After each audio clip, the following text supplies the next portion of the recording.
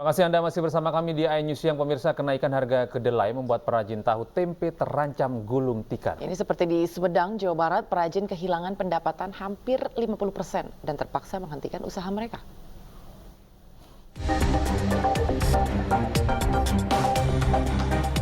Kenaikan harga kedelai impor berdampak pada perajin tahu tempe di sejumlah daerah.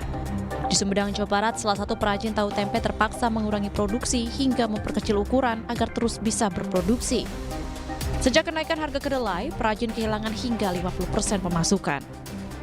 Kondisi ini tidak hanya membuat tahu tempe langka di pasaran, tetapi juga perajin terancam bangkrut.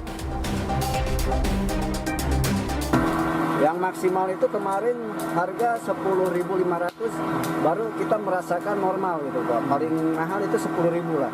Gitu. Dengan adanya sekarang harga mencapai 12.700, 13.000, variasi di setiap toko ini variasi Pak harganya. Kondisi yang sama juga dihadapi perajin di Purwakarta, Jawa Barat. Berbagai cara dilakukan agar tetap memproduksi tahu tempe. Mengurangi dari yang tadinya 4,5 ton jadi 4 ton, yang tadinya 1 kilo dikurangin 9,5 gitu. Jadi kita kalau yang panjang itu kan ada yang panjang itu paling motongnya ada dikurangin, biasanya berapa senti dikerut lagi untuk supaya ada luwihnya untuk kita, untuk hasil untuk bayar karyawan kita ini ya. Perajin berharap pemerintah segera menstabilkan harga kedelai impor agar usaha kecil mereka tetap bertahan. Dari Sumedang dan Purwakarta, Jawa Barat, iNews melaporkan. Ya, pemirsa, bagaimana dampak kenaikan harga kedelai di Jakarta sudah ada rekan kami Muhammad Zulhilmi di sentra pembuatan tahu tempe di Johar Baru, tepatnya di Jakarta Pusat. Ya, Hilmi, bisa disampaikan kira-kira apa yang menjadi langkah dari para perajin untuk menghadapi situasi harga kedelai yang saat ini mengalami kenaikan? Ya, selamat siang Anggi dan juga pemirsa. Memang benar dalam 2 bulan terakhir ini harga kedelai di Indonesia ini sudah merangkak naik.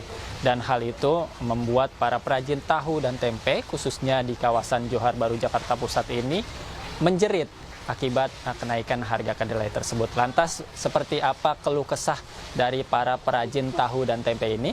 Untuk saat ini kami sudah bersama dengan Pak Cahyono, salah satu perajin tahu dan tempe di kawasan Johar Baru, Jakarta Pusat. Selamat siang Pak Cahyono. Siang. Pak Cahyono, untuk saat ini kan harga kedelai sudah mulai naik nih. Tanggapan Bapak sebagai perajin tahu dan tempe seperti apa? Kalau tanggapan saya pengennya kedelainya murah, semurah-murahnya, lebih murah lagi lebih baik. Gitu. Biar enak jualnya, biar pembelinya tambah banyak, produksinya makin banyak. Oke, Bapak kan saat ini sebagai perajin tahu dan tempe.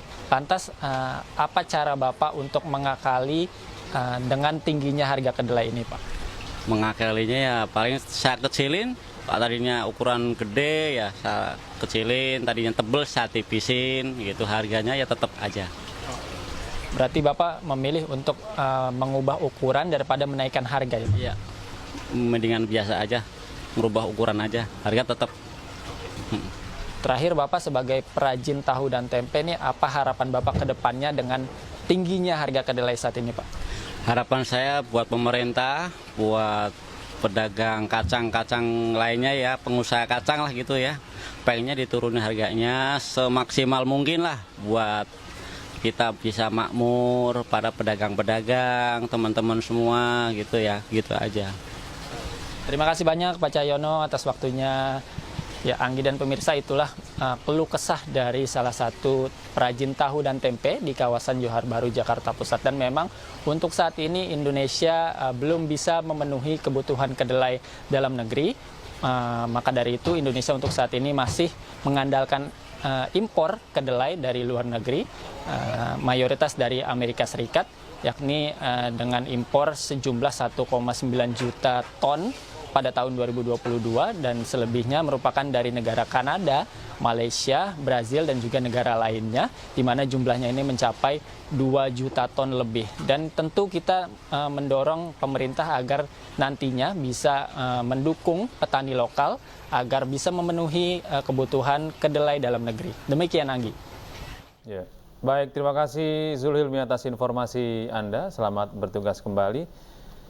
Dan pemirsa, dalam menghadapi El Nino atau perubahan iklim kekeringan ekstrim, Menteri Pertanian Republik Indonesia Andi Amran Sulaiman memiliki strategi. Dalam kunjungannya ke Oki, Sumatera Selatan, Amran memastikan lokasi yang sudah memiliki daerah irigasi harus segera dilakukan penanaman.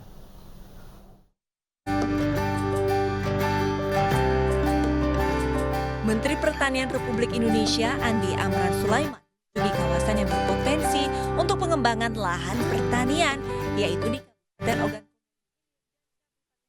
Ilir, Sumatera Selatan. Diketahui saat ini di Provinsi Sumatera Selatan ada sekitar 470.000 hektar lahan yang belum tergarap. Kunjungan ini dilaksanakan karena adanya tantangan terbesar dalam sektor pertanian. Tak lain adalah perubahan iklim ekstrim kekeringan atau El Nino. Amran memastikan lokasi yang sudah memiliki daerah irigasi segera dilakukan penanaman, yakni dengan memakai skema panen langsung tanam. Ini ada sawah yang belum optimal, di mana tanamannya dia menanam hanya 1 kali per tahun, harusnya bisa 3 kali. Dan ini hanya disentuh sedikit, membuat saluran long storage kita bangun di sekelilingnya. Ini bisa tanam 3 kali, bisa tanam minimal 2 kali, bahkan 3 kali. Tempat ini sudah tanam 3 kali, berarti 3 kali produksi naik kalau kita bangun. Nah, potensi yang ada di Sumatera Selatan ini yang belum tergarap 470.000 hektar, yang IP1 370.000 hektar, artinya ada 700.000 hektar potensi kita bangunkan 2 kali. Ini bisa menyumbang produksi nasional yang saat ini itu 1,5 juta ton. Kalau ini kita garap 3 tahun, ini bisa menyumbang 4 juta ton. Andi Amran pun menyampaikan bahwa dirinya memiliki 5 strategi yang akan dilakukan dalam menghadapi El Nino. Di antaranya mengoptimalkan irigasi, mendekatkan pupuk ke kios petani, menyediakan mesin pertanian, menyiapkan bibit dan benih unggul, dan menyelenggarakan pendampingan bimbingan agar para petani tetap berinovasi. Dari Kabupaten Oki, Sumatera Selatan, Faisal Rinaldi, Rizky Yulianto, iNews melaporkan. Pemirsa, untuk mengantisipasi adanya banjir, pemerintah saat ini tengah membangun proyek gorong-gorong di Waduk Melati di kawasan Tanah Abang. Selain mengantisipasi banjir, proyek ini juga bertujuan untuk mencegah pendangkalan waduk. Ya, pemirsa, seperti diketahui bahwa akhir-akhir ini kota Jakarta telah diguyur hujan yang cukup deras, dan untuk mengantisipasi adanya banjir, pemerintah saat ini tengah membangun proyek gorong-gorong di sekitar kawasan Waduk Melati yang ada di Tanah Abang, Jakarta Pusat. Nantinya selain untuk mengantisipasi adanya banjir, proyek pembuatan gorong-gorong ini juga merupakan bagian dari upaya untuk mencegah pendangkalan waduk. Adapun di tahun 2023 ini Waduk Melati telah mengalami beberapa kali pengerukan dan ditargetkan bisa menampung hingga 15.000 meter kubik air. Sementara itu dari pantauan kami saat ini terlihat di lokasi sudah terlihat para pekerja ataupun para petugas yang sedang melakukan pekerjaannya, dan dari proyek pengerjaan ini juga terlihat situasi di sekitar ini warga tidak merasa terganggu dan jalanan yang ada di sekitar sini juga tidak terkena macet begitu. Pemirsa, seperti diketahui juga bahwa Waduk Melati ini merupakan salah satu infrastruktur pengendalian banjir yang menampung air dari kawasan sekitarnya kemudian dipompa ke kanal banjir barat. Sehingga diharapkan ke depannya setelah gorong-gorong ini selesai, nantinya waduk ini bisa menjadi salah satu pusat pengendali banjir di Jakarta. Dari Jakarta, Giselian Nurrahman, Novan Dwi, Wildan Aulia, iNews melaporkan. Ya, sejumlah persiapan pun pemirsa dilakukan jelang konser Coldplay di Gelora Bung Karno, Jakarta. Selengkapnya akan hadir saat lagi.